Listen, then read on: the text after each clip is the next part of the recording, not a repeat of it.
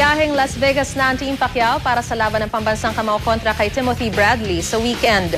Tinapos na niya ang training sa Wildcard Gym sa California kung saan sarado ang mga sparring sessions niya. Pero masisilip ito sa mga litratong kuha ng isang sports photographer na natulungan ni Pacquiao laban sa leukemia.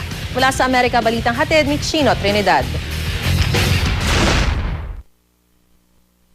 Sa pamamagitan ng mga larawang ito, nabibigyan tayo ng pagkakataong masilip ang ganda ng ikinikilos ni defending WBO welterweight champion Manny Pacquiao sa paghahanda para sa nalalapit na depensa kontra kay Timothy Bradley sa Hunyo 9 sa Las Vegas, Nevada. Off limits kasi palagi ang sparring ng A-Division World Champion. Kuha ito ng sports photographer na si Wendell Alinea. Pero ang mga larawang kuha ni Wendell, muntik na nating hindi makita kung walang kaanak na nagmahal at tumulong kay Wendell upang labanan ang leukemia. Ang amang si Eddie, kinailangan mapanatili ang integridad ng pagiging periodista.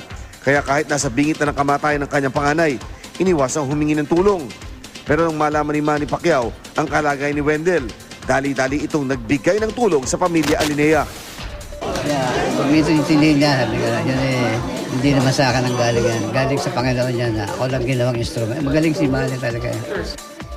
Sa tulong ng pambansang kamao at marami pang nagmagandang loob, nagawang paglabanan ni Wendell at ng kanyang mag-anak ang dalawang kaso ng leukemia na unti-unting umuubo sa kanyang katawan.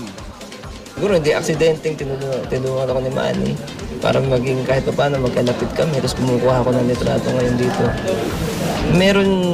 Naniniwala ako na merong plan si God dito.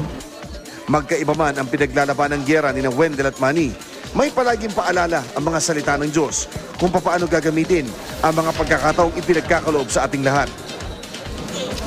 I-trust yung will niya, tapos magbuhay ka na gawin mo yung best sa lahat ng bagay. Na wala kang tinatapakan tao. Live a happy life, di ba? Be grateful. Sa pagising mo pa lang sa umaga, pasalamat ka na. At kung may mga nagtatanong kung saan nagbumula ang kumpiyansa ng A-Division World bago ang kanyang muling pagtungtong sa ibabaw ng ring sa MGM Grand Arena, may magandang paliwanag si Wendell. Pag kumapit ka sa Diyos, nag-trust ka sa Kanya, tatapang ka. Tapang ka kasi alam mo, may kakampi kang pinakamalakas, di ba?